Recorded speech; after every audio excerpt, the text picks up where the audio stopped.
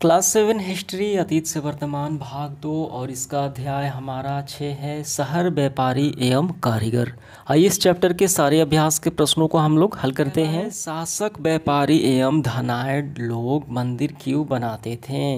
यानी मध्यकाल में 17वीं शताब्दी में जो शासक होते थे, राजा महाराजा होते थे, व्यापारी होते थे और धनी लोग होते थे, वो मंदिरों का निर्माण क्यों कराते थे, उसका कारण बताना है।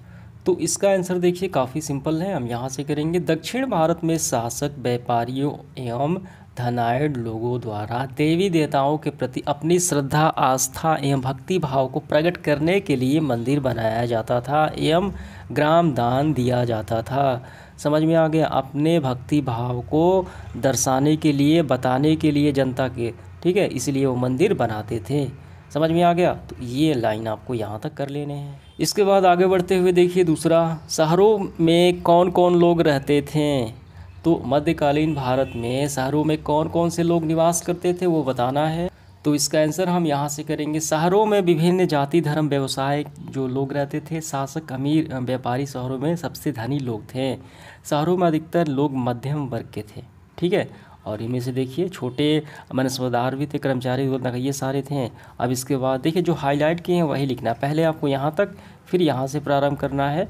सैनिक, नौकर, गुलाम, कारीगर, ठीक है, इत्यादि निम्न स्तर के लोग भी शहरों में निवास करते थे। समझ में आ गया? तो यहाँ तक कर लेना है, यानी जो हाईलाइट मैंने किए हैं वही आपको लिखने हैं।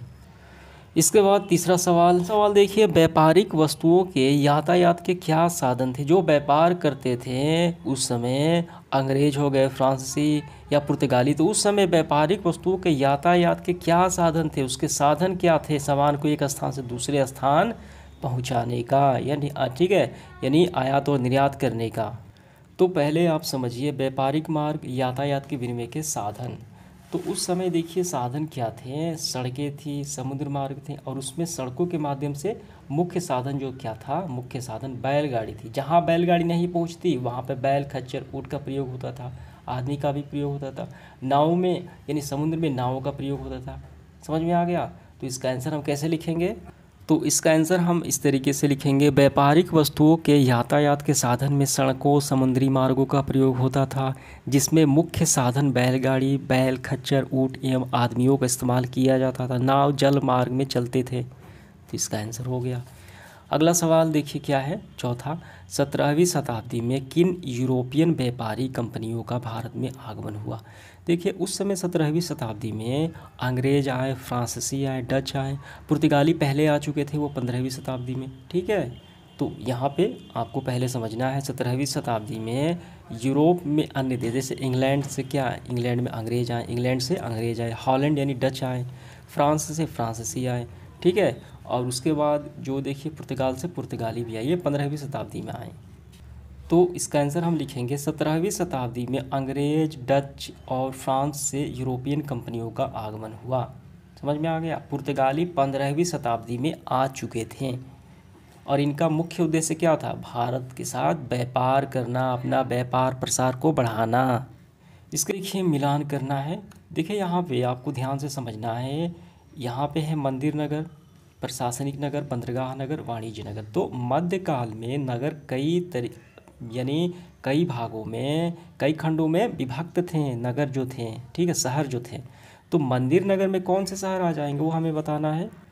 तो यहाँ पे देखिए, यहाँ पे 8वीं और 12वीं शताब्दी में, यानी मध्यकाल में कहें, जो देखिए यहाँ पे हम यहाँ पे नज़र डालेंगे मंदिर नगर और तीर्थ स्थल। तो मंदिर नगर में तिरुपति हो गया, ये सारे क्या है, कांचीपुरम, तंजावुर, तिरुपति, मंदिर नगरों का विकास इस तरह हुआ, यानी मंदिर नगर कहलाएं, ठीक है। तो पहले का हमें क्या करना है, ये हो गया तिरुपति। दूसरा है तीर्थ स्थल। तीर्थ स्थल में देखिए मंदिर नगर और तीर्थ स्थल में हम देखते हैं तो राजस्थान में माउंट आबू है और राजस्थान में भी पुष्कर है, ठीक है।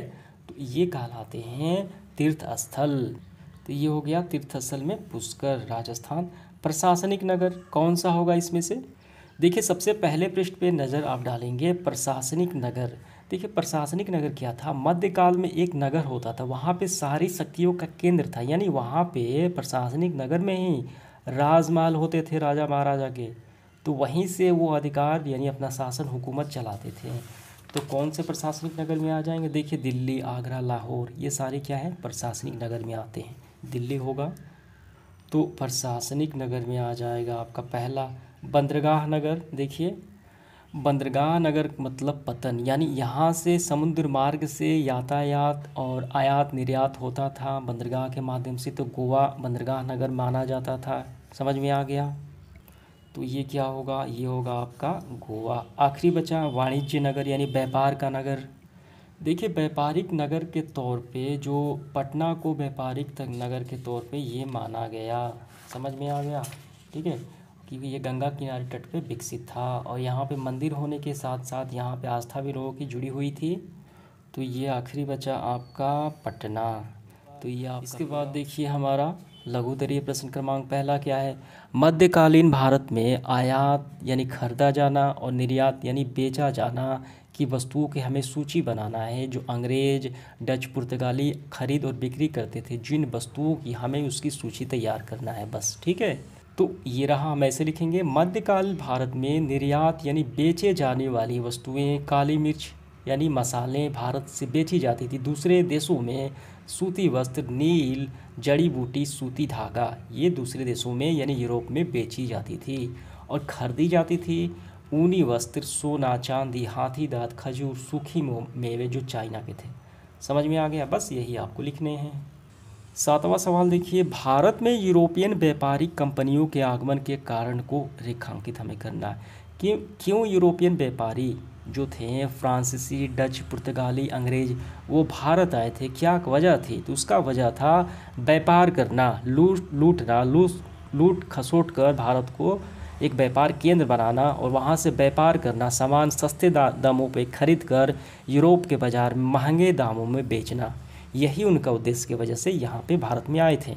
तो यहाँ पे आप पढ़ेंगे तो आपको समझ में आ जाएगा। ठीक है, यहाँ पे दिया गया है। तो इसका आंसर हम कैसे लिखेंगे? तो इसका आंसर हम काफ़ी सिंपल तरीके से ऐसे लिखेंगे, भारत में यूरोपियन व्यापारिक कंपनियों का आगमन के निम्नलिखित कारण थे। पहला व्यापारिक कारण उद्देश्य यही लेकिन मुख्य उद्देश्य यही था। ठीक है, यूरोप के बाज़ार में भारतीय सूती कपड़े, रेशम, काली मिर्च यानी मसाले, लौंग, इलायची, दालचीनी जैसे वस्तुएं मांग बढ़ी यूरोप के बाज़ारों में। तो यूरोपियन द्वारा भारत से सस्ती दामों पर खरीद लेते, वहाँ पे यूरोप में बेच देते थे। ठीक है, तो ये केंद्र बन चुका था। और दूसरा देखिए वजह क्या है, भारत पर अपना व्यापारिक केंद्र और लूटपाट और अपना अधिकार जमाना भी था। ठीक है, दो वजह थी। तो ये इसका आंसर हो गया। इसके बाद देखिए आठवां, मंदिरों के आसपास शहर क्यों विकसित हुए? देखिए मंदिर जो थे लोगों के आस्था के साथ जुड़ी हुई है। लोग वहाँ पे आते जाते थे, भीड़ भाड़ होती रहती थी। जहाँ भीड़ भाड़ होगा वहाँ पे बाज़ार होगा, तो वहाँ पे व्यापार करना, दुकान खोलना आसान हो जाएगा। और वह इसी तरीके से वहाँ शहर बस गए मंदिर के किनारे वाले। ठीक है, तो आइए इसका आंसर हम लोग यहाँ पे मैं स्क्रीनशॉट लगा देता हूँ, वहीं से आपको कर लेने हैं। 9 नंबर देखिए, लोगों के जीवन में मेले एवं हाट की भूमिका का वर्णन हमें करना है। आपके जीवन में मेले की यानी हाट की क्या भूमिका है? तो इसका भी मैं स्क्रीनशॉट लगाता हूँ। लॉन्ग क्वेश्चन है 10 और 11, इन दोनों का स्क्रीनशॉट मैं यहाँ पे लगा देता हूँ। आप ये दोनों कर लेने हैं। ये परीक्षा के दृष्टिकोण से नहीं है। धन्यवाद।